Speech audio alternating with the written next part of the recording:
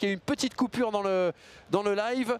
Sachez que eh bien, le SO Cholet vient de toucher les montants, les poteaux de Maxime Aubois et que derrière on a une super occasion de Etchimi qui a obligé Amada à se détendre. Le voilà Amada qui va disputer justement ce duel.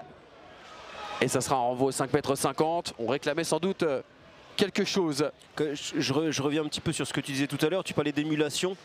Je pense que pour moi les bons résultats du Stade Lavallois depuis janvier, c'est dû au recrutement.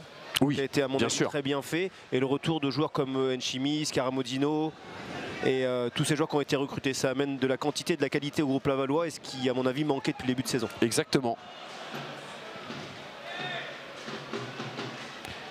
Il faut dire aussi qu'il y a eu un peu d'expérience qui est arrivée dès cet hiver. Oh, attention, nouveau ballon dans la surface pour Dorian. La sortie de Bertrand, pardon, excusez-moi. La sortie de Maxime Aubois et derrière ça avait suivi. Mais ça va donner eh bien, un corner pour cette équipe du SO Cholet qui pousse et qui pour le moment n'est pas récompensée. Et ce ne sera pas un corner d'ailleurs, ce sera un renvoi 5,50 m, pardon.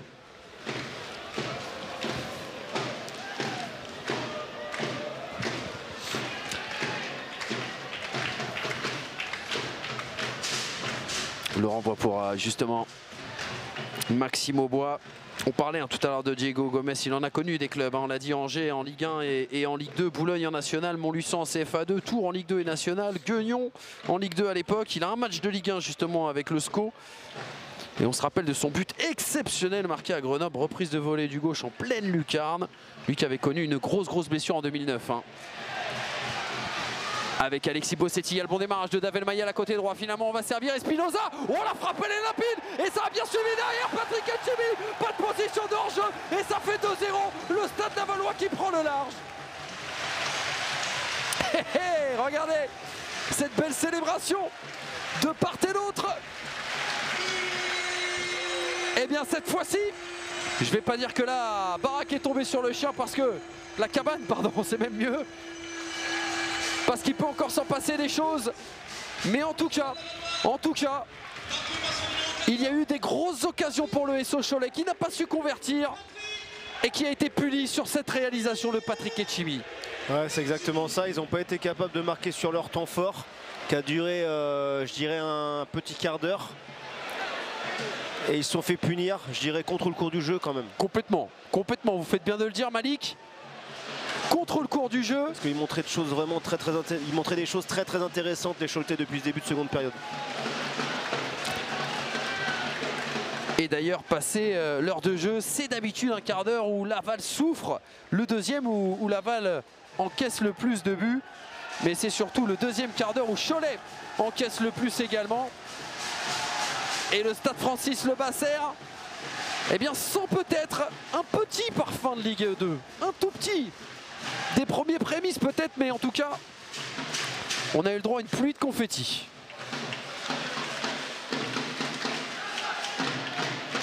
Il a encore fait la différence, là, Bertrand sur son côté gauche. Il va les provoquer, décaler. Gomez justement qui va prendre sa chance, il a une bonne frappe. Ça va passer au-dessus. Mais c'était bien tenté. Ce but, pour le résumer, ouais, une très belle frappe d'Espinoza, repoussé par le gardien, et Enchimi, en attaquant renard, je dirais, a bien suivi cette frappe. Ah oui, vrai geste d'attaquant de la part, surtout de réflexe, flair d'attaquant de la part de Patrick Etchimi.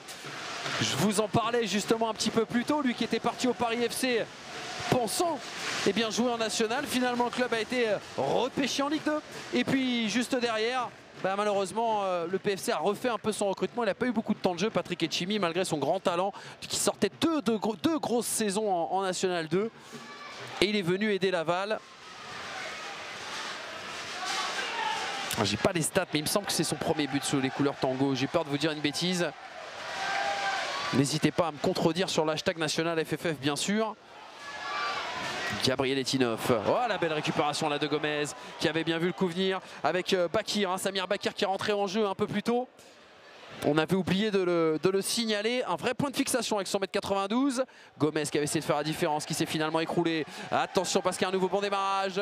Cette fois-ci, toujours de Patrick Etchimi qui va les presser justement sur Amada, obligé de dégager en touche. Samir Bakir, l'ancien de Pau, hein, passé par Martigues et l'AS Valence, qui vit sa première saison de National et qui avait connu notamment la montée avec Cholet, la montée de National 2 à National 1, c'était bien sûr l'été dernier.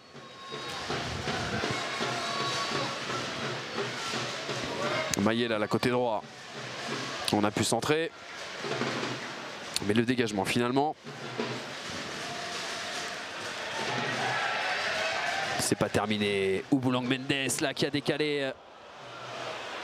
C'était Davel Mayela, le ballon qui va traverser tout le terrain et venir mourir en touche.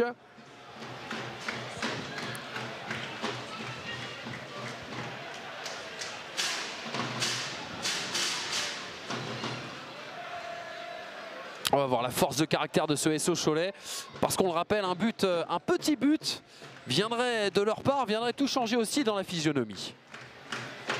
Ouais, c'est sûr, à mon sens, ils ont commencé le match un peu tard. Ils ont commencé le match à la 46e minute. Oui.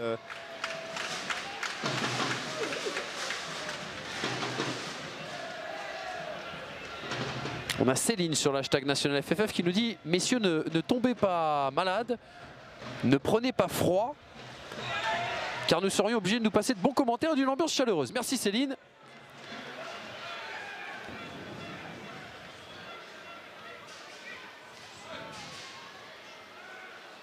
Mendes, ballon qui est sorti.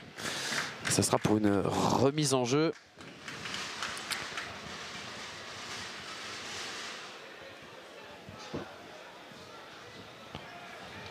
On fait tourner là du côté du SO Cholet. On oriente désormais la côté droit. Avec Sango. Nicolas Flégeau. Et quelque chose qu'on n'avait pas entendu depuis très longtemps dans ce stade Francis Le Basser. Le fameux chant aux armes qui est lancé d'une tribune à l'autre.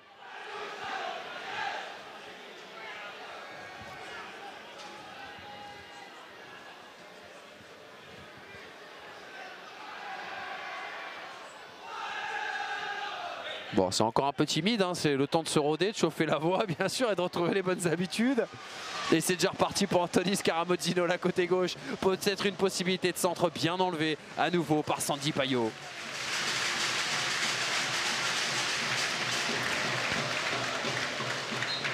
Je vous disais Cherbourg pour Sandy Payot, grosse erreur de ma part, c'était bien Épinal, par où il est passé avant d'aller au Paris FC. Lui qui avait connu aussi la Ligue 1 et la Ligue 2 à Grenoble et qui, suite à la rétrogradation justement administrative du club et au dépôt de bilan, avait dû aller chercher un nouveau club. Oh, la tentative de retourner de la part de Patrick Etchimi. Nouveau signe de confiance, nouveau signe que tout va bien dans la tête de ces garçons. Et Hugo de Michet qui me dit Etchimi avait marqué contre Rodez, c'est au moins son deuxième but depuis son arrivée. En effet, merci beaucoup Hugo. C'est bien ce qui m'avait semblé que c'était pas son premier but. Oh, attention à ce dégagement de Hamada. Oh, le contrôle en porte-manteau de la part de Gomez. Quelle patte technique. Ouais, capable de faire des choses comme ça, oui. il a mis du caramel au-dessus des chaussures là. Pour se l'emmener.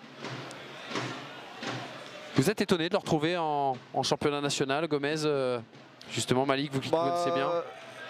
Oui et non, parce que ça lui a permis de se relancer en partant d'Angers. Et je pense qu'il doit être satisfait d'être là dans ce club-là, comme tu disais, qui est en train de grandir petit à petit. Il veut certainement faire partie de ce projet-là. Tout à fait. Simplement. Avec Bélé là, qui n'avait pas trouvé la solution. En effet, c'est... Je vois pas de raison de partir d'un club quand on s'y sent bien. Oui, ça c'est sûr. Surtout en football où tout va très vite, on le répète à chaque fois. Patrick Etchimi là sur le côté gauche qui va essayer de contourner. Il va se mettre pied droit, il va frapper, ça a été contré. Récupération de la part de Farina, Nicolas Farina. Le meilleur copain de Guillaume Ripper dans ce vestiaire. Un petit coucou d'ailleurs. Exactement.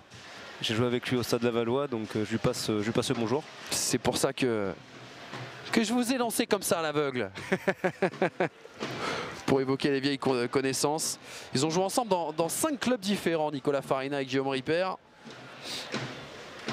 Metz. Oui, il y a Metz. Lausanne. Oui, tout à fait. Il n'y aurait pas Evian Tonon Gaillard, je sais si, pas. également, ouais. Et puis Cholet. Et puis il nous en manquer un dernier.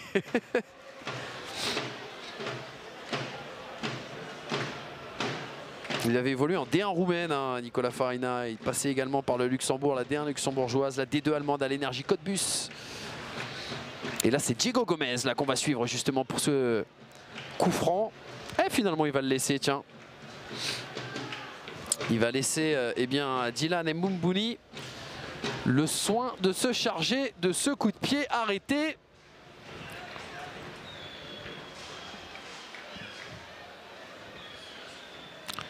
On est rentré dans les 20 dernières minutes de jeu. Mboumouni, oh, tout en puissance, mais ça va passer au-dessus. Il n'a pas pris beaucoup d'élan hein, cette fois-ci. Nouveau coup de sifflet pour un nouveau changement. Et une nouvelle cartouche, la dernière, tout à fait. Avec justement la sortie, eh bien, tout simplement de Garlang Bélé. Et l'entrée en jeu eh bien, de Abdellah Abiza. On en avait parlé un petit peu plus tôt également, que ça pouvait être une cartouche pour l'entraîneur, hein, David Augereau.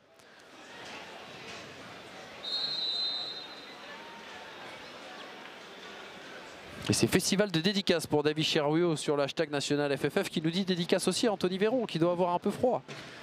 Ah ça, les privés de joke comme ça, on comprend jamais trop. Mais on les cite sans problème hein, les amis. Attention, Bakir là qui avait essayé d'alerter sur le côté gauche, mais à nouveau l'intervention hein, de la part, c'était de Aliounba qui va essayer de contourner et qui va lancer Davel Mayela, le dragster sur son côté droit. Et l'arbitre assistant, M. Courbet, qui va signaler quelque chose. Et pourquoi pas une faute et surtout un coup franc en faveur du Stade Lavallois. À suivre, il a levé son drapeau. Carton jaune d'ailleurs, tiens, contre... C'est le premier carton jaune de cette partie d'ailleurs.